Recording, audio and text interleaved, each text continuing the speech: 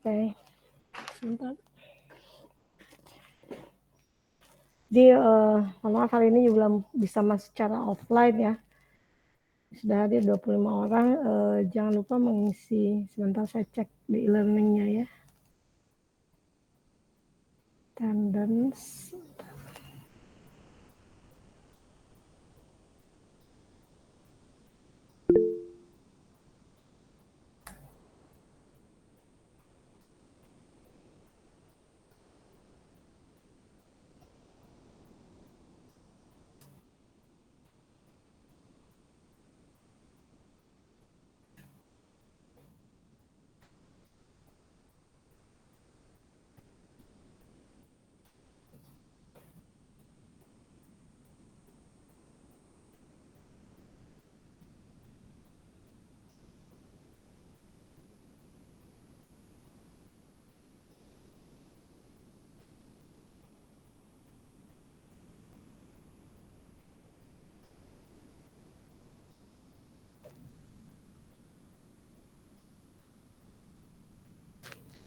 Oke, silakan di on cam ya. Ini siapa yang belum bisa on cam? Siva ya, oke.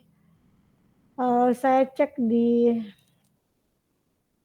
e-learning nih, Dava sama Fatahul belum isi presensi. Sudah hadir belum Dava?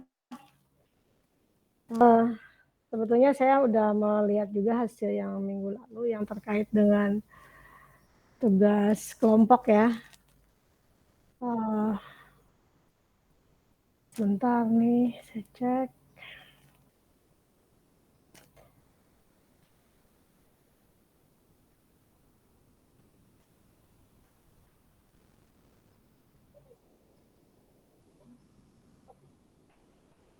Oke, jadi meskipun tugas kelompok, tapi Anda pasti mengumpulkan by nama masing-masing ya.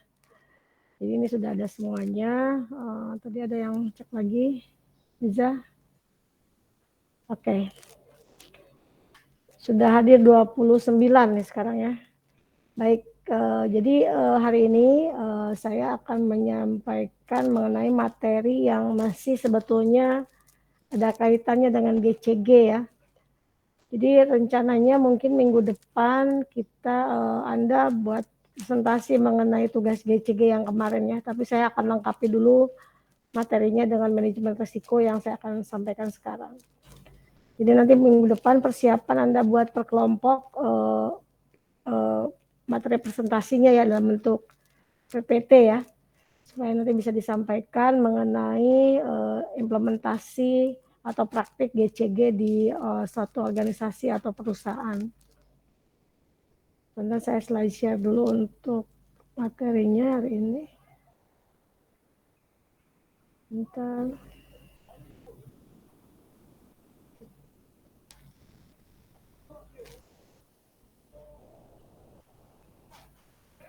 Sudah terlihat materinya? Sudah, Bu. Oke, baik ya. Jadi ini mengenai manajemen risiko dan internal audit. Jadi kita sudah mulai masuk ke dalam tata kelola. Kemarinnya kita berbicara mengenai GCG, praktik GCG gitu ya. Nah, ini kita akan masuk ke manajemen risiko gitu. Tentunya kita akan masuk ke apakah itu risiko ya atau risk ya. Kalau dalam bahasa Inggrisnya risk ya. Jadi kalau kita berbicara risiko, bahasa Inggrisnya itu risk gitu. Jadi bukan lagi berbicara resiko tapi risiko ya, risk dari bahasa Inggrisnya. Nah, jadi kalau kita berbicara mengenai risiko, maka kita berbicara mengenai kemungkinan ada kesalahan gitu ya, atau bahasa auditnya salah saji yang tidak dapat dideteksi oleh prosedur audit yang ada gitu ya. Jadi ini kita berbicara mengenai risiko. Tapi kalau risiko secara umum adalah ada ketidaksamaan gitu ya antara yang di Rodia ya, antara yang targetkan biasanya dengan kejadian yang sebenarnya dengan yang fakta gitu ya. Nah, risiko ini kan ada risiko yang bisa kita kendalikan, ada risiko yang belum tentu kita bisa kendalikan ya. Contohnya misalnya kalau Anda mau pergi ke kampus nih, untuk menghindari risiko keterlambatan, Anda mungkin mencoba untuk berangkat lebih pagi gitu ya, dengan kendaraan yang mungkin bisa tidak terlalu terdampak dengan macet misalnya. Itu Anda untuk menghindari risiko keterlambatan. Anda bisa memperkirakan nih sampai di kampus jam berapa. Tetapi itu masih belum tentu juga itu controllable ya. Tiba-tiba kan di jalanan macet, kemudian kendaraan yang Anda tumpangi kemudian mogok gitu ya, dan seterusnya itu kan uncontrollable risk-nya yang tidak bisa kita kendalikan. Tetapi minimal kita sudah bisa meminimalisir risiko keterlambatan tadi. Kita udah berangkat lebih pagi, kira-kira misalnya ke kampus 1 jam, oke Anda berangkat 1,5 jam sebelumnya misalnya. Itu Anda sudah meminimalisir risiko yang mungkin terjadi karena tadi mungkin ada kecelakaan atau macet dan seterusnya. Itu kan meminimalisir risiko yang timbul. Nah, risiko ini tidak bisa kita hilangkan atau eliminasi. Bisanya adalah diminimalisir, ya, diminimalisasi. Itu namanya risiko. Jadi sesuatu yang tidak kita harapkan terjadi karena kejadian yang tadi controllable dan uncontrollable gitu. Nah, risiko ini dalam audit memang dibagi beberapa ya. Ya kalau di dalam audit memang bahasanya adalah sesuatu yang terjadi pada saat kita tidak bisa mendeteksi gitu ya dengan adanya prosedur yang ada. Jadi misalnya kita sudah melakukan prosedur-prosedur audit, tapi ternyata masih belum terdeteksi. Nah, risiko ini terbagi ada 3 yang paling sering muncul. Pertama adalah inherent risk ya. Risiko ini kalau di bahasa Indonesia adalah risiko bawaan ya. Saya tulis ya. Risiko bawaan.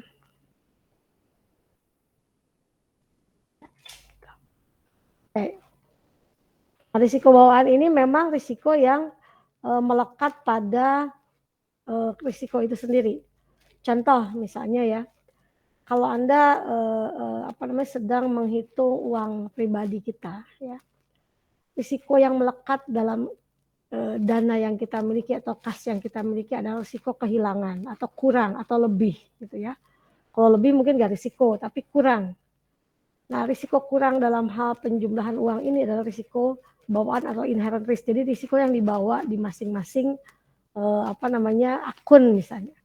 Misalnya Anda sedang mengecek persediaan. Risiko bawaannya apa? Ada yang tahu nggak risiko bawaan di persediaan apa? Yang memang melekat pada persediaan itu. Persediaannya rusak ya.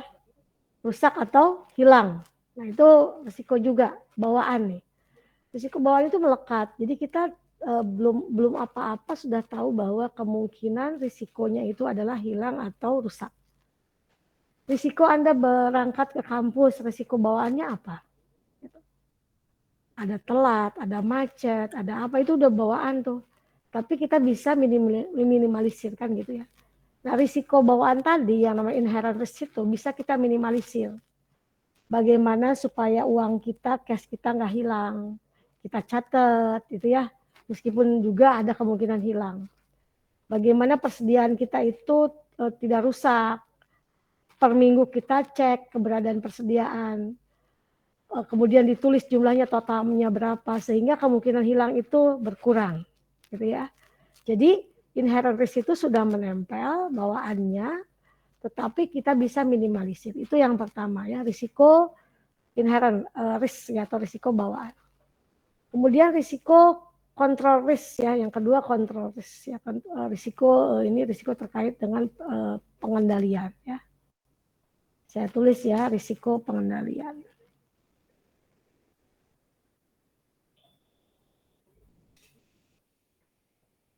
Terakhir risiko deteksi.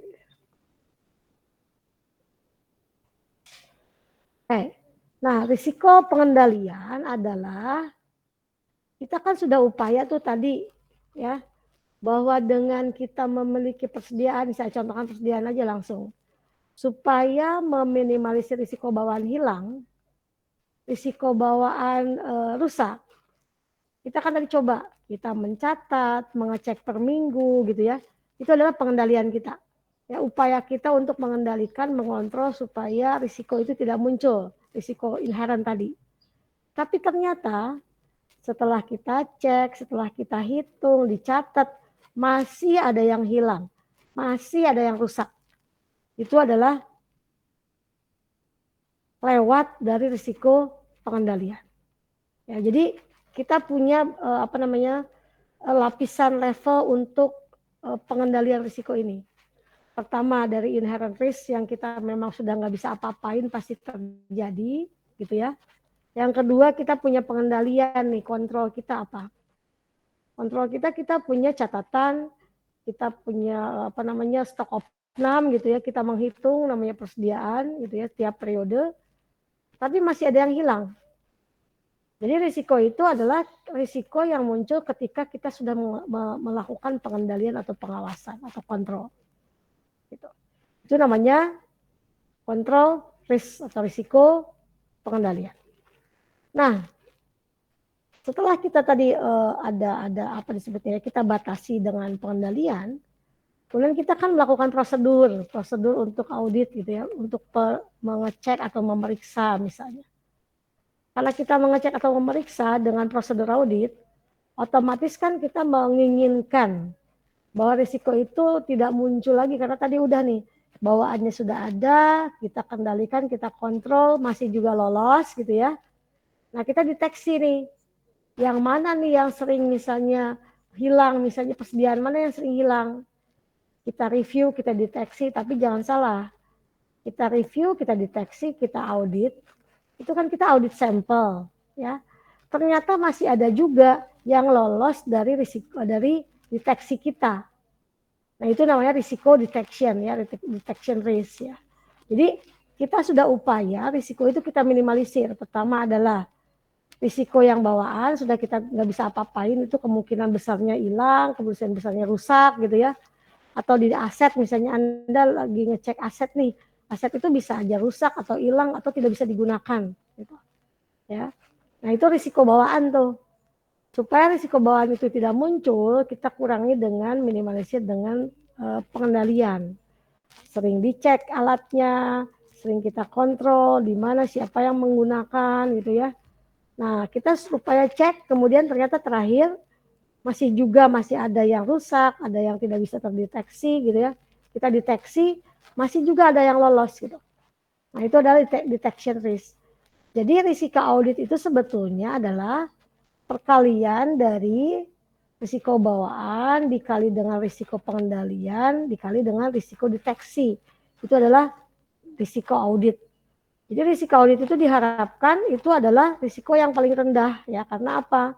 Dampaknya nanti kalau hasilnya tinggi akan berdampak ke hasil audit. Gitu. Ya, jadi kita berbicara mengenai risiko yang tadi kita bisa minimalisir, tidak mungkin kita bisa hilangkan. Ya, Anda mencoba nih menghilangkan risiko telat datang ke kampus misalnya. Ya, ada aja gitu kalau rumah Anda memang jauh. Kecuali Anda misalnya upaya kos-kosan di belakang, itu pun kita upaya satu adalah datang tepat waktu, misalnya tiba-tiba Anda telat bangun ya, itu risiko ya. Tapi kalau Anda misalnya mau minimalisir gimana? Anda upayakan pakai alarm tuh bangun, supaya apa? Supaya Anda bangun gitu. Karena Anda tahu sendiri bahwa Anda misalnya akan terlambat kalau berangkatnya kurang dari setengah jam sebelumnya misalnya ya. Jadi risiko-risiko itu hanya kita bisa minimalisir, atau bahasa di auditnya adalah mitigasi risiko atau mengurangi risiko tadi ya. Ini yang terkait dengan risiko gitu ya. Jadi risiko itu sebetulnya yang ingin dihindari ya, yang ingin dihindari dan diminimalisir, karena itu adalah mengganggu target kita. Target kita itu mencapai tujuan misalnya on time tapi bisa tidak on time gitu ya. Nah, ini masuklah ke dalam manajemen risiko, yang dimana manajemen risiko ini memang suatu yang sifatnya lebih terorganisir gitu ya, terkoordinasi gitu ya, karena ini memang terkait dengan upaya dari manajemen untuk ya mengatasi risiko-risiko yang timbul. Nah, ini memang harus kita kelola ya supaya organisasi ini terkoordinasi, terarah dalam mengendalikan risiko tadi. Nah, memang ada nih yang terkait dengan International Standard Operation-nya itu terkait dengan nomor-nomornya ya. Kalau ISO 31000 terkait dengan risk management principle dan guidelines gitu. Tapi kalau di Indonesia dijelaskan mengenai contohnya ya dalam PMK manajemen risiko itu dalam peraturan Menteri Keuangan nomor 142 tahun 2009 tentang prosedur dan metodologi untuk mengidentifikasi, mengukur, memantau dan mengendalikan risiko. Jadi ada juga upaya dari satu asosiasi yang terkait dengan ISO ya. ISO ini memang diterbitkan oleh organisasi internasional terkait dengan hal-hal yang terkait dengan dokumentasi biasanya. Bagaimana suatu organisasi itu memiliki ISO ini dengan tadi melalui langkah-langkah yang cukup banyak gitu ya, tidak cuma satu langkah aja, tapi dokumennya, kerangka kerjanya, prosesnya, mereka harus melaksanakan ini sehingga mereka mendapatkan ISO 31000 ini tidak mudah ya. Kemudian tadi Menteri Keuangan juga meminta ya atau memberikan pedoman sebetulnya bagaimana menjelaskan manajemen risiko itu dalam peraturan Menteri Keuangan. Kemudian next, nah manfaatnya apa sih gitu ya? Kalau ISO 31000 ini kalau saya coba cek ya di sini ya, kita coba cek ya. ISO 31000 ya, kita lihat. Supaya Anda juga bisa lihat nih di sini. Sebentar.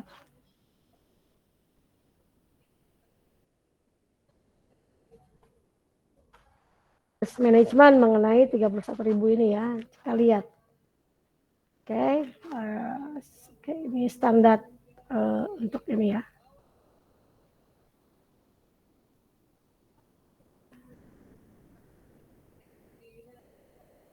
Nah, ada beberapa hal yang terkait dengan ISO 31000 ini yang perlu kita juga pahami bersama bahwa dalam mencapai standar ISO ini memang sesuatu yang harus kita buat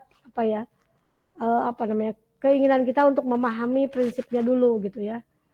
Kalau kita lihat di contoh ya di GLC ya, nah ini nih contohnya ya. Bagaimana kita memahami ISO ini? Ya, oke. Coba kita lihat di sini ya di standar baru. Nah, oke. Coba saya close dulu yang ini slide share-nya ya. Stop sharing sebentar. Kita lihat lagi di ISO-nya.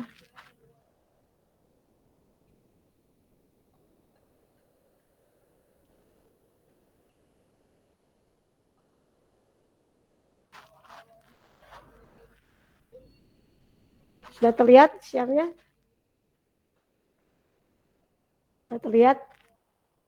Jadi ini adalah contoh ISO yang diterbitkan oleh organisasi standar internasional gitu ya. International Standard Organization terkait dengan manajemen risiko 2018. Ya. Sudah terlihat ya? Oke ya, 2018.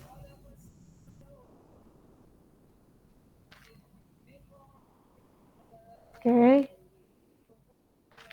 Oh, nggak bisa terlihat ya? Nggak bisa terlihat ya?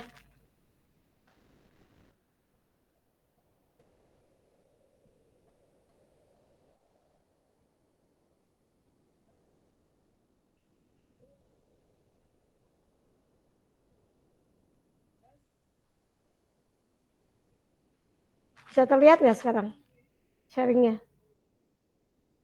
Masih belum. Bisa ya? Nggak bisa ya? Oke. Belum bisa ya? Oke, baik. Jadi di sini memang kalau kita berbicara dengan ISO nanti kita coba cek cari seperti apa sih isi dari manajemen risiko ISO ya. Yang 31000 ini khusus untuk manajemen risiko. Oke, kita kembali ke yang ini, ke yang dismiss dia nggak bisa. Kembali ke window lagi ya. Oke.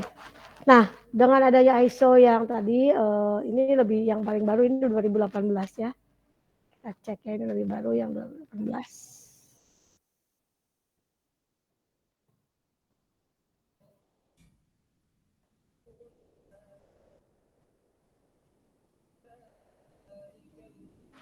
Kenapa ya nggak bisa share tiba-tiba ya? Coba saya cek lagi, kenapa nggak bisa?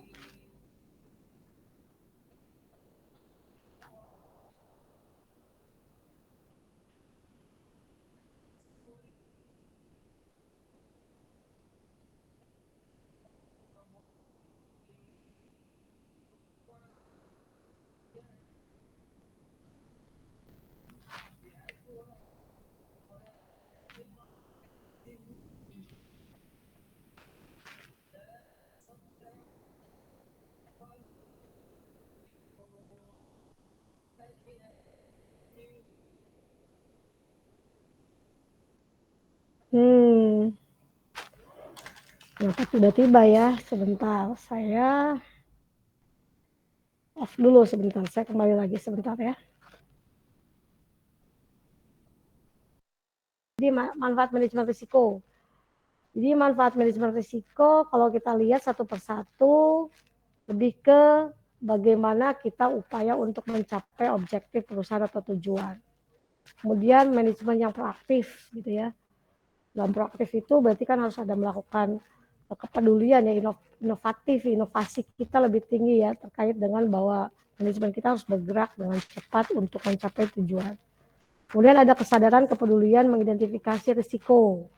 Jadi kalau kita merasa bahwa ini risiko ini bisa berbahaya bagi tujuan perusahaan misalnya kan gitu ya, atau mengganggu kan gitu ya, mengganggu atau menghambat, maka kita akan upaya untuk menghindarinya atau upaya untuk mencari solusi supaya tidak terjadi lagi ya. Gitu. Nah memang pada dasarnya, oh ini juga hilang ya, oke.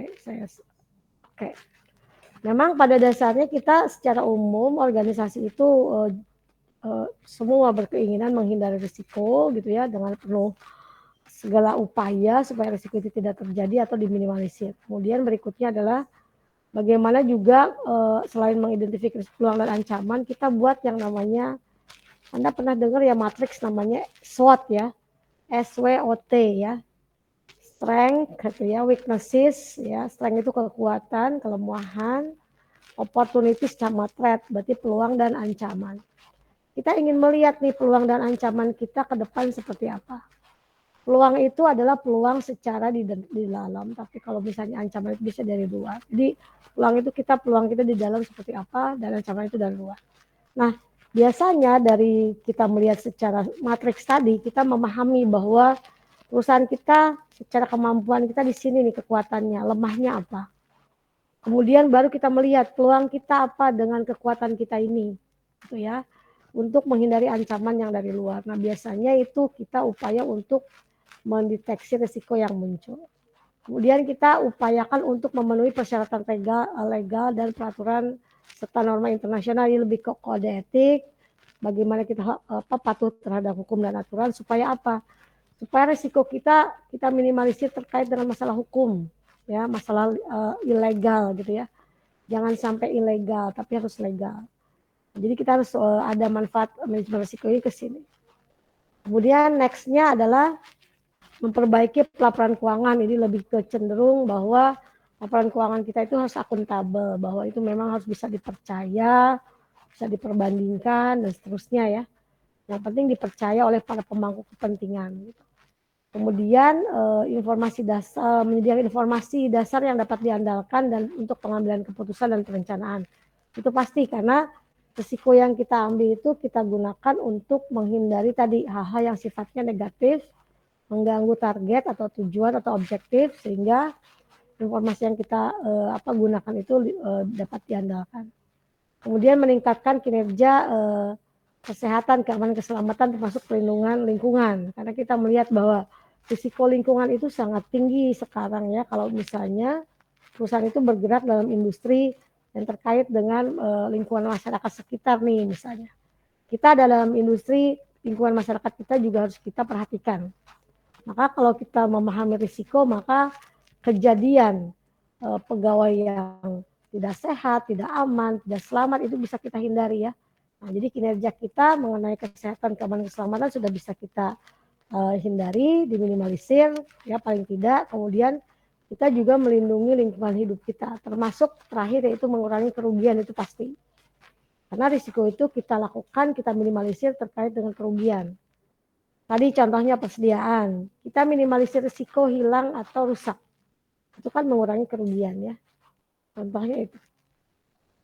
Next, nah sekarang kita lihat bagaimana manajemen risiko VS-nya atau saya tulisnya adalah lawannya IA gitu, internal audit ya. Sekarang kita lihat bagaimana kaitan antara risk management ini gitu ya dengan itu adanya the Risk Management Society, komunitas untuk risiko manajemen, dan DIIA. Mereka menyatakan dua-duanya bahwa manajemen risiko itu dan audit internal itu akan lebih efektif jika bekerja sama daripada terpisah. Karena dua-duanya punya peran yang sangat penting dalam suatu perusahaan. Beberapa minggu lalu saya sudah menyampaikan mengenai apa sih perannya internal auditor di dalam suatu organisasi atau perusahaan. Kemudian ternyata ada lagi nih peran yang disebut the Risk Management Society gitu ya.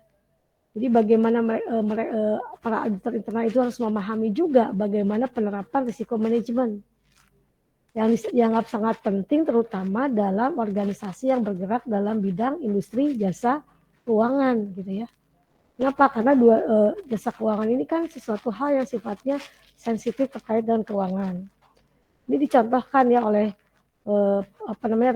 regulator dari Bank Indonesia, dari kita Bank Indonesia untuk bank, terkait dengan penerapan yang berhubungan dengan manajemen risiko dan juga bagaimana meningkatkan fungsi dari para auditor internal atau dalam hal ini audit internal division ya, yang sangat penting bagi perusahaan.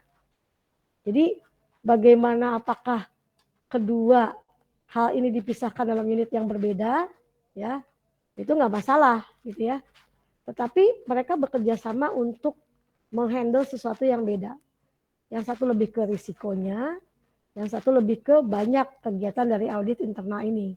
Yang kemarin saya sudah sampaikan dan contohnya mungkin lebih jelas di dalam internal audit charter.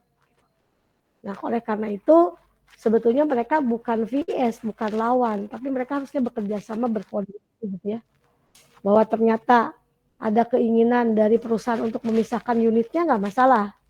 Tetapi tugasnya, tanggung jawabnya itu mereka harus berupaya untuk saling berkoordinasi. Karena yang satu lebih cenderung ke yang tiga ya, kemarin ya kepatuhan atau keandalan pelaporan keuangan, kepatuhan terhadap hukum dan aturan, kemudian juga pengamanan aset gitu kan. Nah, kalau yang satu lagi nih, manajemen risiko itu lebih luas sebetulnya. Ya, risiko-risiko itu banyak. Dari yang laporan keuangan ada risiko, terkait kepatuhan hukum ada risiko, terkait dengan manajemen aset, efisiensi operasional ada risiko juga gitu ya. Nah, itu memang harus kita upayakan untuk memahami bahwa kalau Anda ditanya, kira-kira menurut Anda lebih penting mana? Ya, fungsi audit internal atau fungsi manajemen risiko, gitu kan? Itu pertanyaan yang bisa disampaikan seperti itu. Gitu. Dua-duanya penting, gitu. Dua-duanya penting. Nah, masalahnya adalah perusahaan seperti apakah yang sudah memiliki dua fungsi ini, gitu. Nah, pasti perusahaan-perusahaan yang sudah besar dan juga mungkin lebih cenderung lebih ke perusahaan yang sudah terbuka TBK. Karena apa? Mereka risikonya sangat banyak, sangat besar dibandingkan perusahaan-perusahaan yang sifatnya UMKM atau low level perusahaan gitu ya. Jadi oleh karena itu ada keinginan dari organisasi yang tadi yang sudah go public, mereka punya departemen yang berbeda. Departemen manajemen risiko dan departemen internal audit gitu ya. Karena mereka itu dua-duanya penting. Oke, nah saya mau mencontohkan nih di dalam beberapa perusahaan. Ini contohnya XL Axiata gitu ya. Ini mereka berbasis ISO 31000 yang 2009 dan sekarang menjadi 2018 yang terbaru ya. Nah, dia menggabungkan fungsi manajemen risiko dengan fungsi audit internal ke dalam satu divisi dalam satu organisasinya ya. Kemudian tanggung jawabnya apa gitu ya? Tanggung jawabnya mereka sebetulnya tetap mengacu pada ada keinginan dalam tugas dari para auditor internal itu untuk juga memantau, memahami mengenai risiko manajemen. Ya, Jadi mereka menggabungkan, mengintegrasikan bagaimana prosesnya itu supaya audit internal itu bekerja supaya risiko yang ditimbulkan itu adalah minimal, ya. Jadi penanganan terhadap potensi risiko ada dan juga risiko itu minimal. Jadi mereka menjamin bahwa jika ada risiko yang timbul, maka fungsi dari manajemen risiko dan fungsi audit internal ini akan berupaya untuk saling bekerja sama, ya, mengurangi risiko. Ini contohnya di dalam perusahaan Aksa Aksiata. Next, ini contoh di dalam perusahaan namanya Sukovindo. Anda mungkin pernah mendengar perusahaan Sukovindo, ya. Bagaimana mereka mengaplikasikannya gitu ya, mengimplementasikannya mengenai manajemen risiko dan internal audit. Nah, mereka menyampaikan di dalam contoh perusahaannya ini gitu ya. Saya penasaran nih, kenapa saya nggak bisa slide share ya? Saya coba nih sekarang ya, bisa nggak? Kenapa nggak bisa gitu ya?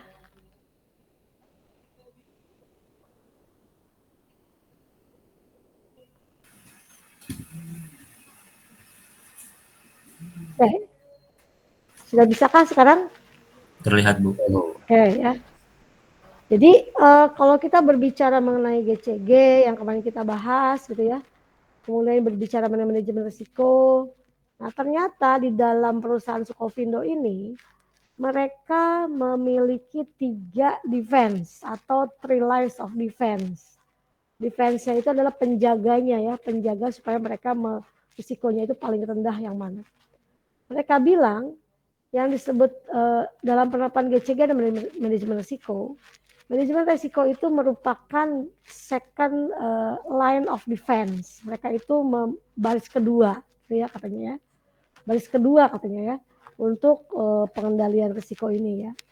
Kemudian yang kedua, yang pertamanya adalah nih, coba kita baca ke bawah. Nah, kalau kita berbicara mengenai second line, maka kita berbicara mengenai satunya apa, duanya apa, gitu ya, tiganya apa. Nah, kalau kita berbicara second line, maka yang first line-nya itu kalau di sini adalah GCG menurut mereka dalam Sukovindo ini. Jadi GCG, nah kemudian baru masuk second line adalah manajemen risiko. Third line-nya apa di sini adalah audit internal. Ya, jadi mereka punya risiko-risiko yang mereka berusaha untuk defense, untuk ada kita garis pertahanan kita gitu ya. Nah, defense ini kita Sukovindo gunakan untuk mendefense supaya manajemen atau risiko yang timbul itu bisa diminimalisir atau bisa dikendalikan. Jadi ada pertahanan terakhir yaitu auditor internal tadi. Karena audit internal itu kan dikelola oleh, kalau di Sukovindo ada satuan pengawas internal gitu ya, yang berbasis risiko atau risk based audit, sehingga mereka berharap bahwa segala sesuatu risiko itu tidak akan muncul atau paling tidak minimal muncul di dalam kegiatan operasional mereka. Jadi mereka punya 3 defense ya, atau pertahanan ya. Pertama adalah GCG, kedua adalah pertahanan kedua adalah manajemen risiko, ketiga adalah audit internal. Ini contoh untuk perusahaan yang menerapkan GCG sekaligus manajemen risiko dan mereka punya departemen internal audit ya, Sukovindo ya. Next kita contoh ini adalah Manulife. Ini adalah perusahaan asuransi ya, Manulife ini asuransi. Oke. Nah, kalau Manulife memisahkan antara fungsi tersebut menerapkan sama 3 line of defense gitu ya. Tetapi secara garis besar mereka bagian yang terlibat itu sebetulnya mereka punya yang disebut mengintegrasikan ketiganya sehingga pertahanan mereka tetap 3, yang pengelola risiko, yang memiliki risiko gitu ya, kemudian yang mengelola risiko, kemudian yang memantau risiko dan yang menilai risiko. Jadi mereka itu yang memiliki risiko siapa ya dan mengelolanya, kemudian yang memantau siapa, kemudian yang menilai siapa gitu. Mereka memisahkannya dalam hal tersebut, jadi mereka tidak menyebut bahwa itu GCG gitu ya, manajemen risiko atau audit internal siapa, tapi lebih cenderung bahwa auditor internal itu lebih cenderung ke yang nomor 3, ke yang menilai ya, kalau kita berbicara mengenai audit internal. Jadi mereka punya fungsi yang mengelola risiko ya, pemilik dan pengelola, kemudian yang memantau, Kemudian juga ada yang menilai. Nah, audit internal ini sebagai garis pertahanan ketiga, sama nih sebetulnya ya, di Manulife sebagai third line of defense. Gitu. Kita ketiga untuk auditor internal.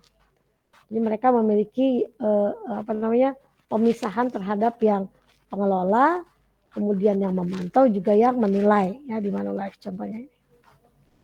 Oke, ini kita contohkan ada 3. Nah, sekarang kita masuk ke dalam IE dan MR ini gitu. Dari contoh-contoh di atas kita bisa bisa melihat bahwa perusahaan-perusahaan Indonesia itu sudah memahami dan menerapkan 3 defense yang sudah ada tadi ya. Baik dari mulai GCG, kemudian mulai manajemen risiko dan juga audit internal, supaya kita tahu bahwa 3-tiganya itu hal yang penting yang ada dalam suatu perusahaan yang harus berkoordinasi dan juga bisa meminimalisir risiko. Jadi kalau kita lihat hampir semua perusahaan kan kalau Anda lihat kemarin bagaimana implementasi GCG mereka punya. Ya, GCG dengan praktiknya, dengan prinsipnya. Kemudian mereka juga punya yang memantau atau mengendalikan risiko gitu ya. Berikutnya ada bagian yang menilai risiko atau yang mengawasi gitu ya. Itu adalah bagian dari internal audit. Nah, memang ini adalah biasanya dimiliki oleh perusahaan-perusahaan besar atau juga perusahaan-perusahaan TBK. Apakah UMKM atau perusahaan menengah ke bawah tidak boleh atau belum dimandatkan gitu memiliki ini? Boleh. Tapi kita lihat juga kepentingannya gitu. Apakah mereka dengan misalnya pegawai yang hanya 20 orang bisa kita bagi-bagi kan gitu. Atau misalnya aset yang cuma di bawah 500 juta harus ada seperti ini gitu ya. Nah, mungkin mereka bisa membuat suatu departemen yang bisa memantau tadi, jadi terintegrasi ya, tidak harus dipisah-pisah fungsinya misalnya. Fungsinya beda tapi departemennya satu itu bisa. Yang penting asas cost and benefit harus dipikirkan, bagaimana cost-nya, bagaimana benefit-nya gitu ya. Itu untuk IA dan manajemen risiko. Next kita masuk ke dalam KOSO ARM. Nah, KOSO ARM ini bagian dari kita memahami manajemen risiko dilihat dari KOSO. KOSO adalah organisasi internasional yang sifatnya juga awalnya adalah isinya dari perusahaan-perusahaan yang keinginan ya komunitas gitu ya. Coba kita lihat di sini ya, nanti kita lihat ya contoh untuk bagaimana KOSO memikirkan mengenai risk management ini. Coba saya cek dulu ya.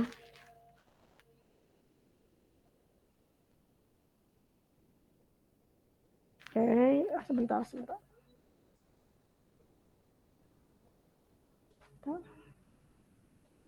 Kita cek bahwa memang KOSO itu punya framework namanya ya, ada framework, itu ada kerangka kerja KOSO gitu ya.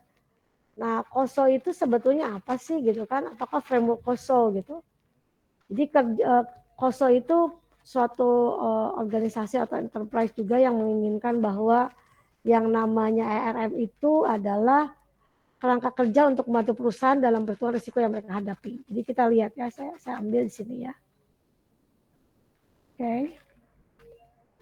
Mungkin ada yang bertanya gitu, apakah itu KOSO gitu kan? Nah, memang kita harus tahu KOSO itu apa. Saya tambahkan di sini ya. Oke. Sorry di sini. Salah.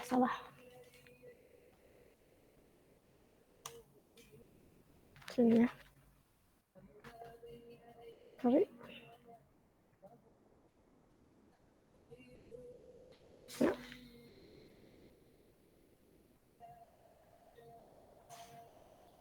Nah, terlihatkah di sini tulisannya enterprise? Ya, salah. Ya. Kan pasti ada yang bertanya gitu, kenapa KOSO itu dibentuk gitu ya.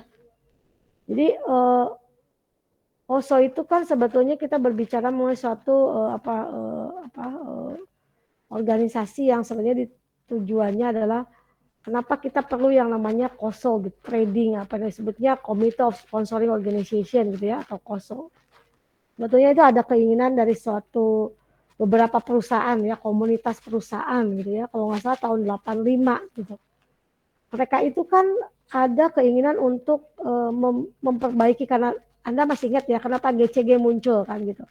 GCG itu muncul karena ada kejadian yang sifatnya fraud atau korupsi atau apa suatu penggelapan kecurangan gitu ya.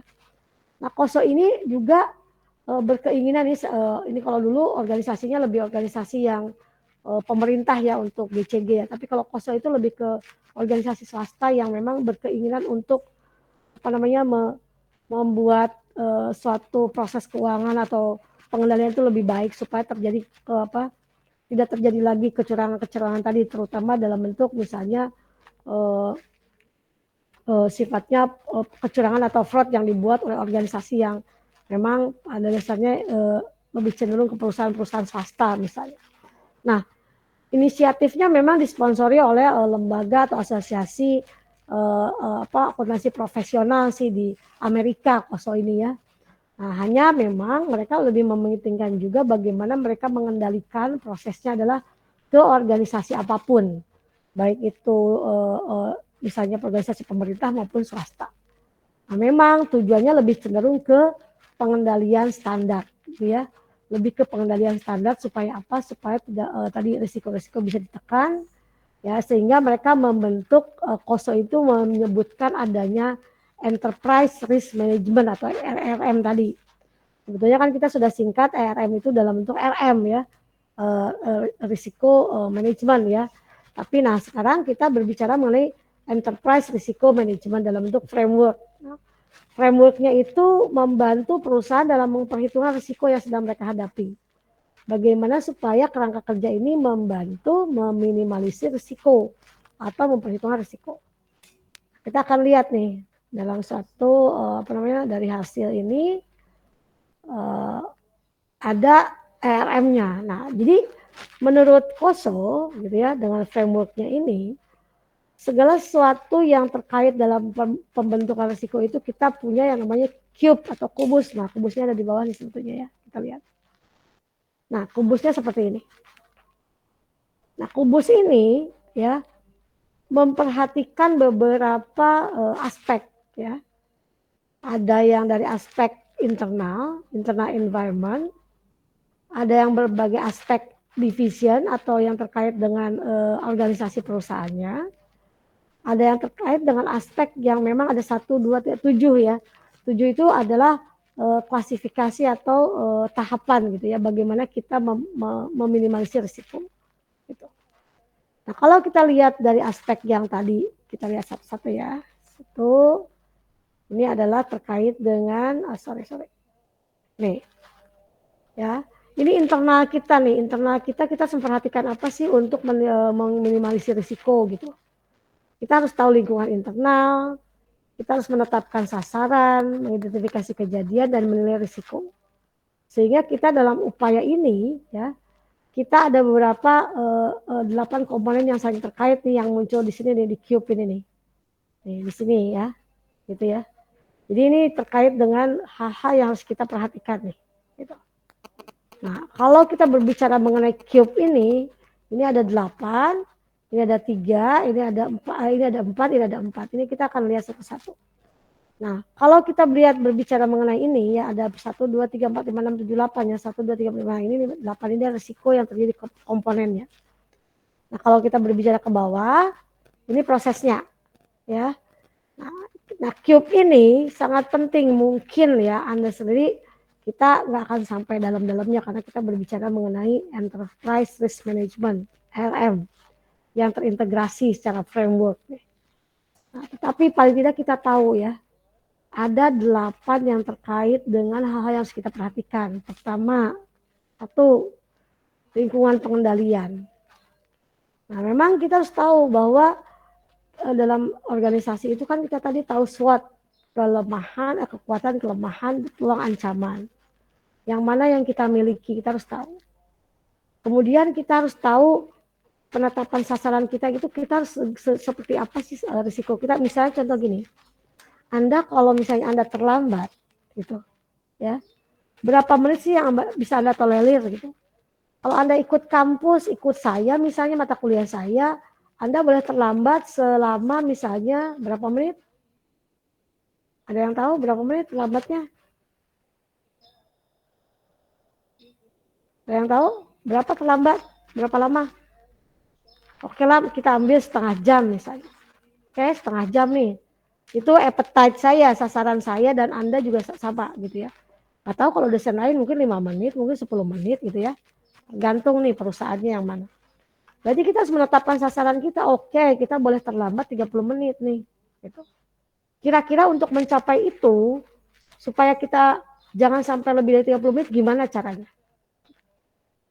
Kalau Anda berpikiran, lah 30 menit itu lama gitu ya. Tapi kalau gimana kalau saya menentukan sasarannya 5 menit? Gitu. Ya 5 menit saja nih. Gitu. Kalau 5 menit, Anda rumahnya harus deketin, Anda nggak boleh telat bangun, Anda nggak boleh telat jalan, segala macam. Banyak. Jadi penetapan sasaran itu tergantung dari risk appetite perusahaan. Berapa nih risiko yang bisa dia terima. Gitu. Ya, jadi nggak sama. Kalau kita berbicara berapa sih persen risiko yang bisa kita terima, tergantung dari perusahaan. Harus ditetapin. Gitu. Ya. Nextnya adalah identifikasi kejadian. Kira-kira apa sih yang bisa menyebabkan risiko itu muncul atau timbul? Kalau berbicara tadi Anda masuk kampus, banyak telat bangun, kendaraan mogok gitu ya, jalan macet gitu, ya. Itu kan kita harus berupaya untuk identifikasi hal-hal yang menyebabkan risiko itu bisa terjadi, risiko terlambat ya. Kemudian berikutnya adalah pengelolaan risiko. Nah, Anda kelola nih. Menurut Anda nih, kalau saya naik kendaraan, pilih yang mana nih supaya nyampainya jangan telat dari setengah jam tadi? Sepeda motor kah? Pakai sepeda manual kah? Gitu ya, dari belakang misalnya, dari kos-kosan. Atau misalnya jalan kaki kah? Atau yang agak jauh, naik kendaraan bis, kereta, atau apa? Gitu. Jadi kita harus kelola tuh. Ya, sampai kita merasa bahwa resiko itu yang muncul kalaupun kita nilai, kita dasarkan kita perlakukan gitu ya, kita nilai kemungkinannya itu sedikit lah kita terlambat gitu. Ya, kita nilai nih masing-masing dengan ini, oh terlambatnya sekian, dengan ini kemungkinan ini, dengan ini. Jadi kita banyak kemungkinan. Mungkin Anda pernah mendengar ya, hidup ini penuh dengan risiko. Pernah dengar kali ya? Karena memang setiap kali kegiatan yang kita lakukan itu berisiko. Anda mau belajar aja berisiko telat ada. Anda telat makan aja berisiko sakit ada, gitu. Ya. Jadi itu kenapa dibilang life is risk, full of risk, itu benar-benar karena semua dengan risikonya ada masing-masing. Nah, berarti Anda harus menilai kira-kira yang kita bisa lakukan apa nih kemungkinannya, efeknya, dampaknya gitu ya. Kalau kita misalnya setelah kita nilai risiko ABCD, alternatif ABCD biasanya kan ada alternatif A dan B gitu, tambahin tuh ada C dan D gitu, supaya Anda bisa mendapatkan risiko yang paling rendah. Ya, kemudian nextnya perlakukan seperti apa ya, perlakuan kita nih, kita mau avoidance, menghindari, kita mau terima, nggak apa-apa lah, saya telat paling juga saya di luar kelas gitu ya, saya telat paling juga dapat kompensasi misalkan gitu ya. Atau avoidance, kita menghindari nih, hindari ya udah, kalau hindari gimana caranya gitu. Reduction, kurangin, hari ini mungkin telat, besok sih enggak ya, supaya nanti kompensasinya tidak terlalu tinggi misalnya. Membagi risiko, sharing. Kalau sharing, kalau telat sih agak sulit ya, kecuali Anda sharing, misalnya gini, perginya supaya kita bareng dengan teman-teman bersama-sama naik apa nih ya, oh naik bis kampus nih, jadi telatnya bareng misalnya kan gitu. Jadi kalau telat bareng kan rasanya sih ya, misalnya dosennya nggak mungkin nyuruh kita di luar semua kan gitu ya, misalnya gitu. Jadi ada sharing risiko kalau kita di perusahaan itu dengan others department atau dengan penggunaan alat bersama gitu, bisa tuh ya. Jadi kalau kita sharing, berupaya risiko kita sharing dengan yang lain, dengan pihak lain, supaya apa, risiko kita rendah gitu ya. Nah itu tadi bagaimana kita memilih perlakuan kita. avoidance, acceptance, reduction, sama risk sharing ya, sharing risiko ya. Dan kita memperhatikan mana risiko yang buat kita tidak terlalu yang paling aman yang mana gitu. Yang jelas kalau nerima sendiri rasanya sih itu pasti yang paling berat. Avoidance itu yang menghindari yang paling risiko paling kecil karena kita menghindari berbagai upaya kita hindari ya. Tapi kalau kita lagi tadi adalah meminimalisir bisa, tapi reduction lebih ke menghindari reduction memperkecil gitu. Bisa dengan sharing juga. Nah, kemudian setelah itu bagaimana kita mengendalikan aktivitas pengendalian. Supaya kita tidak terlambat bangun, caranya gimana? Tapi kita mengendalikan dengan cara misalnya manual.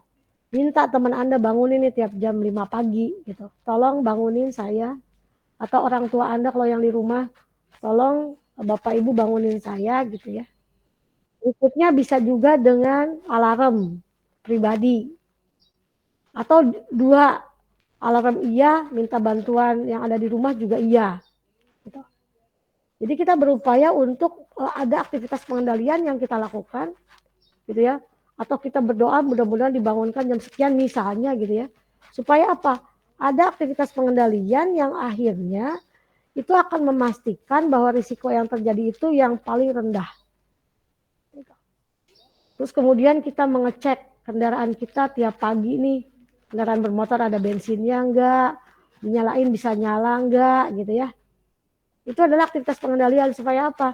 Supaya kita itu pada saat kita berangkat itu clear, full, bisa tepat waktu dengan media yang tepat gitu. Ya.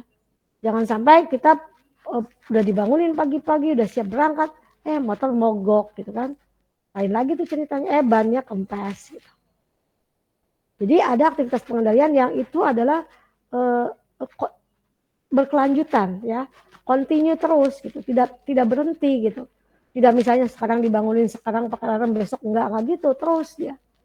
Jadi aktivitas pengendalian itu terus menerus supaya memang nantinya jadi terbiasa dan keterjadiannya itu bisa berkurang untuk risiko-risiko yang timbul. Kemudian informasi dan komunikasi. Nah, kalau kita berbicara informasi komunikasi, apapun kejadiannya kita harus informasikan ke halayak, ke internal organisasi, ke orang-orang yang berkepentingan. Informasikan bahwa ada kemungkinan risiko itu di dalam bidang A, B, C, D, gitu ya.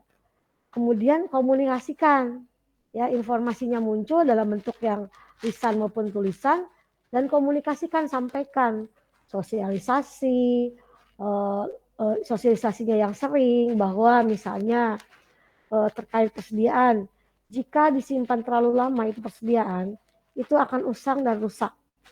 Bagaimana supaya persediaan itu bisa kita gunakan? Ada proses pengecekan pengendalian setiap periode, setiap saat, gitu ya. Itu diinformasikan terus-terusan, ya. Informasi bahwa tahun ini ternyata yang rusak ini sekian persen. Kalau bisa tahun depan itu menurun sekian persen. Gitu. Bagaimana kita mengkomunikasikan ke orang-orang yang memang terlibat di dalam pengelolaan persediaan misalnya, ya. Bahwa kita ada risiko nih di sini besar misalnya.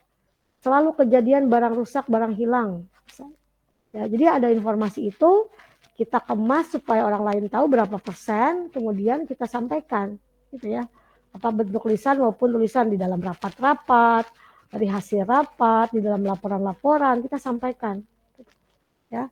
Yang terakhir yaitu pemantauan, bagaimana hasil tersebut kita pantau. Tahun ini kita lihat ternyata yang hilang rusak itu 20%. Tahun berikutnya kita lihat 15%.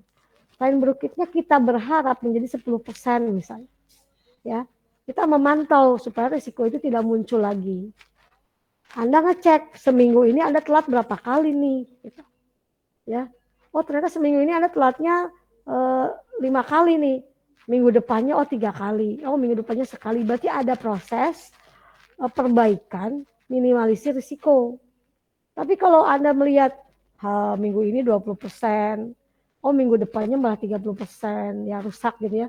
Minggu depannya 40%, berarti itu ada pengendalian yang salah tuh. Ada prosedur yang mungkin tidak dilakukan gitu. Nah, berarti kan ada proses perbaikan lagi nih untuk meminimalisir risiko. Karena kita tujuannya apa? Meminimalisir, bukan menghilangkan. Karena risiko itu nggak mungkin hilang. Misalnya kita tekan, kita minimalisir. Jadi pemantauan itu tujuannya adalah supaya kita tetap improve, evaluasi, kembangkan, improve ke depan dengan kita memberlakukan misalnya aplikasi tertentu, atau kita menambah orang-orang tertentu yang skillnya yang bisa di situ gitu ya, atau kita juga memberikan pelatihan ke orang-orang tertentu supaya apa? Supaya orang-orang itu berkembang, bisa memperbaiki, meminimalisir risiko yang timbul untuk persediaan misalnya, atau untuk misalnya pengelola aset misalnya, bisa aja gitu. Jadi hal-hal yang akan timbul risiko itu kita pantau terus-menerus dan berkelanjutan, tidak berhenti ya. Tidak cuman seminggu ini saya pantau nih saya telat atau enggak, minggu depannya nggak usah, nggak bisa begitu. Dia harus pantau terus. Anda misalnya sekarang udah semester 5 nih, tinggal dilihat nih kinerja Anda dalam bentuk IP yang nanti berdampaknya ke IPK yang kumulatif berapa nih. Oh, semester 1 3,1, semester 2 kok 2,9 ya. Semester 3 kok 2,7 ya gitu. Ya. Jadi itu kan ada target yang tidak tercapai. Berarti kalau Anda ingin meningkat, berarti ada risiko tuh di situ, ada kelemahan Anda tuh di situ. Oh, ternyata 2 bulan terakhir saya kurang belajar misalnya. Oh, terlalu banyak misalnya ikut organisasi kemahasiswaan, atau ternyata banyak tidur misalnya. Kan kita identifikasi tuh semua tuh. Gitu. Ternyata dari situ kita bisa tahu, oh bahwa ini kekurangan kita nih dari SWOT tadi ya, kelemahan kita apa. Jadi kita harus meningkatkan nih, oke, berarti kita kurangin ini, siapa tahu nanti kita lihat semester ini IP kita berapa, ya, nilai kita berapa. Jadi ada keinginan selalu untuk memantau, ya. Memantau itu bahasa lainnya adalah monitoring, ya, memonitor. Nah ini adalah bagian dari enterprise risk management, gitu ya. 8 komponen yang saling terkait, tetapi sebetulnya dalam Cube ini kita melihat bahwa ada kaitannya dengan kita berkehidupan, ya, sampai pemantauan tadi ya. Nah ini nextnya dari Cube ini, kita ada nextnya adalah prosesnya. Kita harus identifikasi risiko, kita harus analisis, evaluasi, dan memantau sama juga nih. Identifikasi yang mana nih, kita kenali dulu risiko yang mungkin terjadi, kita analisis. Risikonya itu tinggi, rendah, sedang, potensinya apa gitu ya. Kemudian kita berusaha untuk mengevaluasi berapa persen risiko yang ditimbulkan. Jangan-jangan ini mempengaruhi laba perusahaan. Gitu. Jangan-jangan laba perusahaan terpengaruh berapa persen gitu. Ya, kita upaya untuk analisis gitu, dengan angka, dengan mungkin kalau Anda menghitung kalau terlambat itu ada kompensasi dengan uang, wah nanti saya harus bayar sekian nih gara-gara telat terus misalnya kan gitu ya. Kemudian memantau, memonitoring ya, untuk mempertimbangkan risiko ke depan itu supaya kita lebih rendah gitu, supaya kita berupaya lebih baik. Nah itu terkait dengan monitoring prosesnya ya. Nah kemudian di sini ada PDCA. PDCA itu tadi, kalau kita mulai dengan PDCA, karena kita berbicara manajemen. Kalau kita memulai pekerjaan manajemen, kita selalu memulai dari plan. Ya, PDCA itu singkatan plan, do, check, sama act. Act-nya itu adalah action ya. Jadi kalau kita berbicara mengenai perencanaan, kita rencanakan dulu tadi. Ya, kalau kita merencanakan bangun jam berapa, cara kita meminimalisir risiko gimana, kita harus merencanakan secara pribadi maupun organisasi. Ya. Kemudian do-nya adalah perhitungan risiko. Jadi bagaimana kita menerapkan tadi implementasinya, apakah dengan aplikasi tertentu, dengan sumber daya yang sesuai, dengan kita memperlakukan sistem atau prosedur tertentu, SOP tertentu gitu ya. Kemudian baru kita cek ya, monitoring, review, nah ceknya gitu ya. Dan X-nya itu adalah terkait dengan perbaikan terus-menerus berkelanjutan. Jadi selalu kita memonitor dan ingin ada memperbaiki. Kalau Anda melihat bahwa, oh terlambat saya sekarang minggu ini sudah 30 menit, minggu depan kita berharap jangan sampai 30 menit, 20 menit, 15 menit, atau 5 menit gitu. itu kan berupaya untuk perbaikan terus-menerus berkelanjutan. Kalau Anda melihat IP Anda semester 1 2,7, semester 2 3,4, semester 3 jadi 2,8 misalnya. Ya. Ada apakah di situ gitu ya? Itu Anda terus-terus melanjutkan untuk mengevaluasi diri dan memperbaiki gitu. Itu yang gampang bahasa kita ya, bahasa pribadi ya. Kalau kita melihat perusahaan lebih banyak lagi, lebih banyak apa namanya? Uh, uh, lebih banyak lagi hal yang perlu diperhatikan karena kan perusahaan namanya juga kan, sehingga kebayangkan orang yang melakukan perencanaan, kemudian yang yang menerapkan, kemudian yang memonitor, kemudian yang memperbaiki, itu harus mungkin visi yang berbeda. Karena kalau yang merencanakan ada bagian perencanaan, kemudian yang menerapkan berarti misalnya manajemen yang menerapkan gitu ya. Kemudian yang memonitor, yang mereview siapa? Internal audit misalnya. Ya, kemudian siapa yang memperbaiki ya? Orang-orang tertentu atau bagian-bagian tertentu yang ingin memperbaiki, tapi dimonitor terus oleh yang defense terakhir, yaitu biasanya para internal auditor. Ya, jadi kita berharap dengan PDCA ini segala sesuatu yang terkait dengan manajemen risiko bisa kita tekan dan hasilnya bisa kita kelola gitu ya, supaya kedepannya tidak muncul lagi. Karena kita bukan berbicara sekarang saja atau recent, tapi berbicara ke future, ya, ke depan seperti apa. Kemudian, nah ini slide yang terakhir kayaknya, ya, fungsi manajemen risiko IT. Nah, kita berbicara mengenai IT nih, ya. Bagaimana IT itu juga membantu untuk mengatasi risiko atau mengelola risiko yang efektif, ya. Membantu eksekutif mengajukan pertanyaan key ya, keywords gitu, key yang terkait yang mana yang paling penting nih, risiko mana yang sering muncul gitu ya. Bagaimana juga mereka membimbing untuk risiko itu dikelola secara efektif. Menghemat waktu, tenaga. Kenapa? Karena menggunakan aplikasi tertentu misalnya. Kemudian mengintegrasikan manajemen tadi ya, terkait teknologi informasi dengan risiko bisnis ya. Bagaimana kita juga punya cara atau punya alat atau aplikasi dengan secara IT supaya risiko-risiko yang timbul itu bisa diminimalisir. Membantu kepemimpinan memahami risiko perusahaan dan mentoleransi risiko yang muncul, berapa toleransinya. Kemudian memberikan panduan praktis didorong oleh kebutuhan kepemimpinan perusahaan dan sebagainya. Jadi memang IT ini sangat berperan dalam proses juga kita meminimalisir risiko atau memanage mengelola risiko. Kenapa tadi saya sampaikan, bagaimana tidak IT itu tidak membantu. Kalau Anda misalnya manual, minta dibangunkan pagi-pagi, itu manual.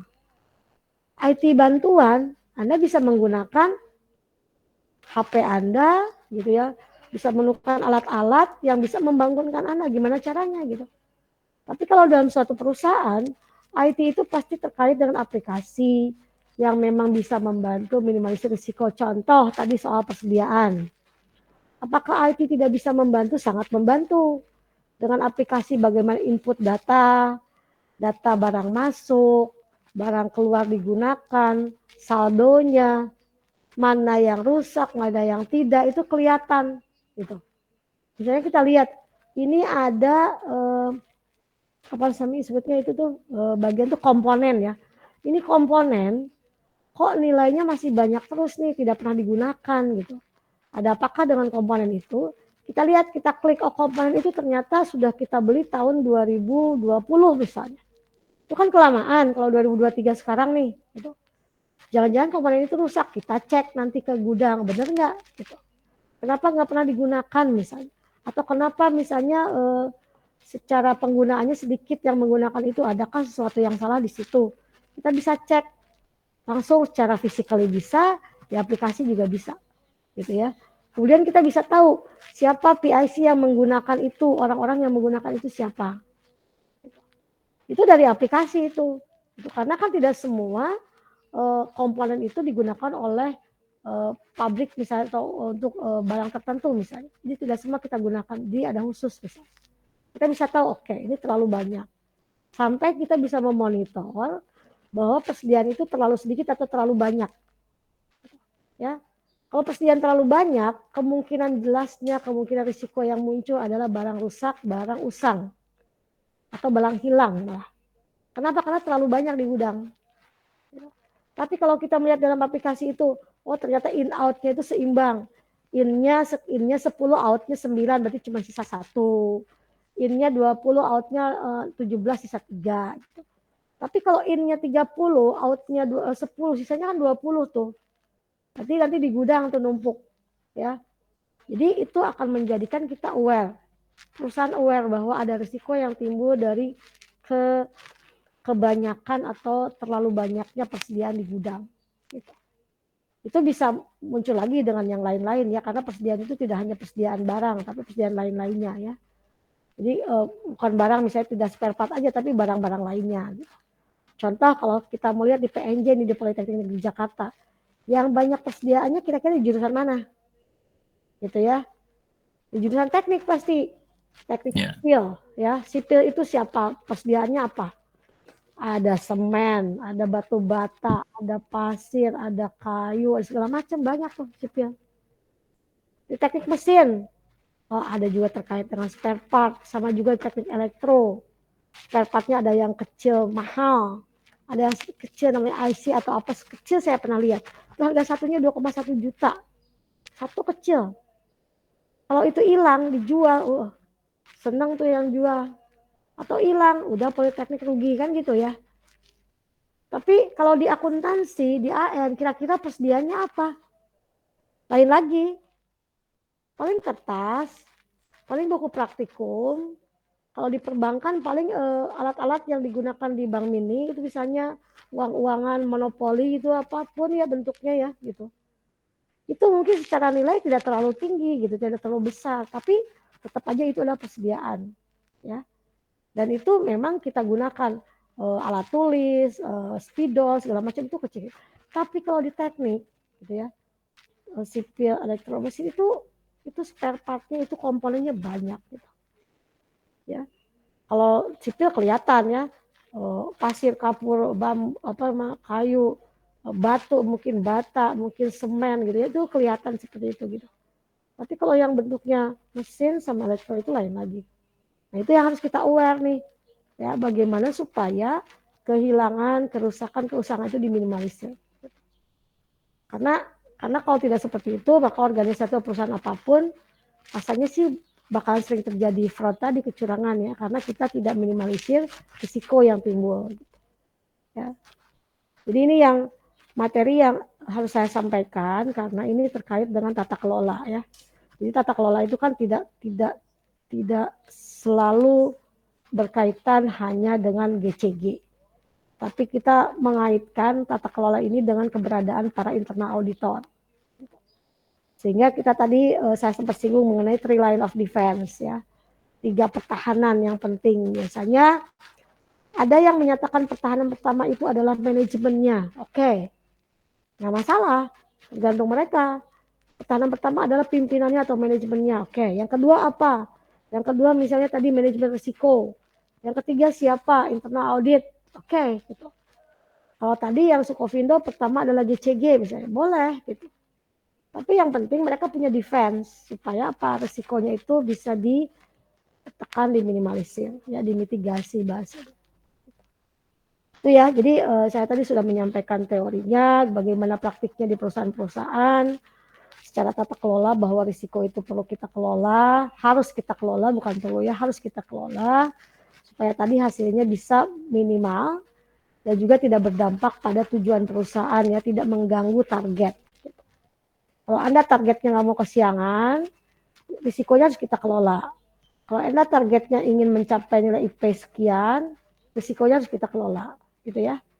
Kalau Anda targetnya mau bekerja nanti keluar dari PNJ, bekerja di perusahaan apa, kira-kira risiko yang akan muncul apa, kita kelola. Gitu. Jadi dan itu berkelanjutan ya, terus-terusan tadi apa, perbaikan berkelanjutan terus-menerus. Jadi ada bahasanya adalah continuous improvement, selalu upaya untuk perbaikan berkelanjutan ya, tidak berhenti ya, tidak berhenti cuma semester ini aja saya perbaiki, semester depan nggak usah, enggak, karena tujuannya adalah akhir targetnya apa.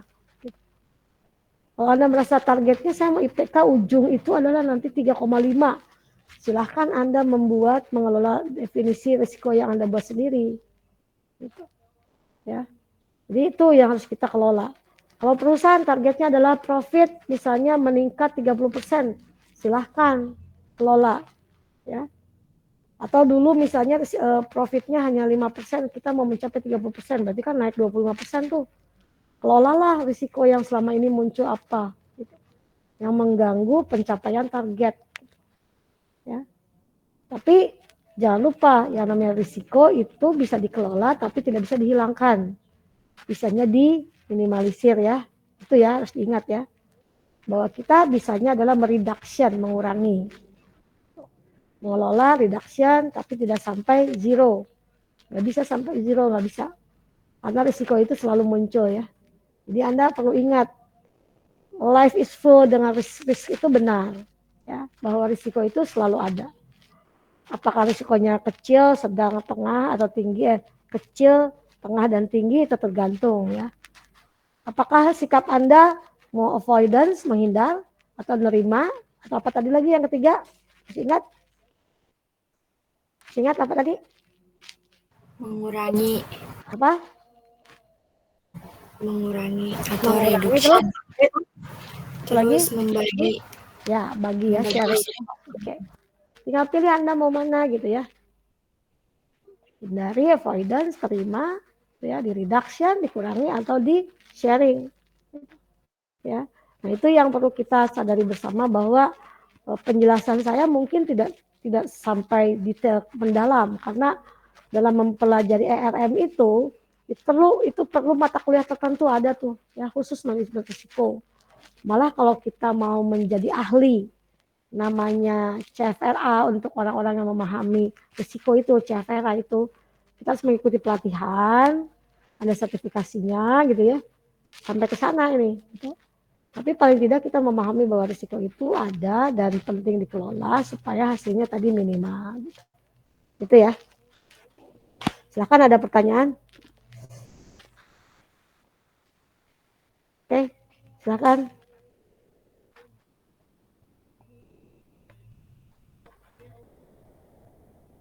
Saya stop sharing dulu ya.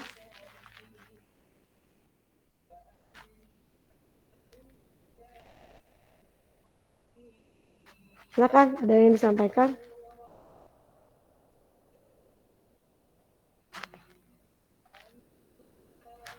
Jadi kalau kita berbicara mengenai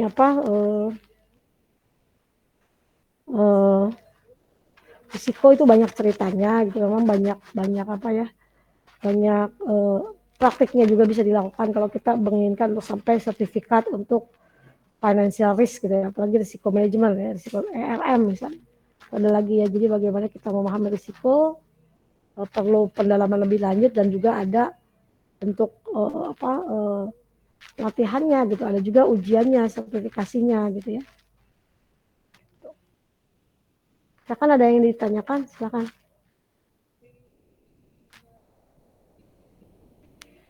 Laura, Isan, Hairunisa, Giri, Alvina, Citra, Zevanya, Sakila, Siva, Daniel, Margaret, Siva, Muhammad Abid, silakan. Christian, dan yang disampaikan Alvina.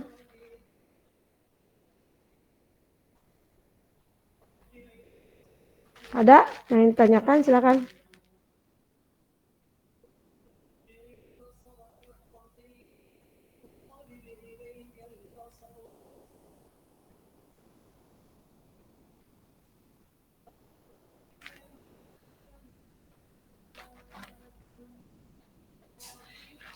Jadi pagi ini tuh saya tadinya ya, kenapa saya nggak jawab itu ada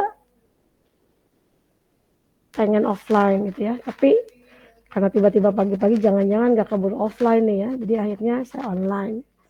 Karena ternyata pagi ini saya ada pertemuan offline 1, pertemuan online-nya 2 di dalam 1 jam yang sama ya, dari jam 8 sebenarnya, tapi saya nggak hadir karena saya udah pilih untuk masuk kelas nih gitu ya. ternyata tadi ada yang menyampaikan untuk offline harus hadir gitu. Saya bilang nanti hadirnya misalnya mungkin jam 10, saya bilang itu kan nggak bisa sampai, nggak bisa jam 9 gitu ya. Tapi karena ini online-nya 2 masih gitu, habis ini saya ikut online dulu gitu ya, baru ikut offline. Ya harusnya ya bagi-baginya itu kalau hari Senin kan hari pertama kerja itu biasanya banyak apa ya, banyak yang tiba-tiba ya muncul gitu.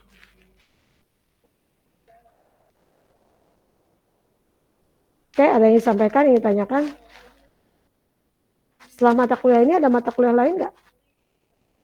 Offline? Iya Bu, offline Bu. Offline. Oh, berarti sekarang di kampus? Enggak, ada jeda yang lumayan Oh, panjang. Jadi ini. oke.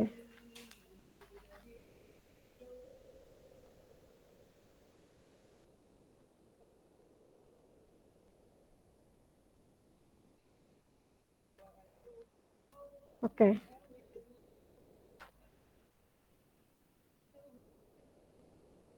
Baik, kalau tidak ada pertanyaan.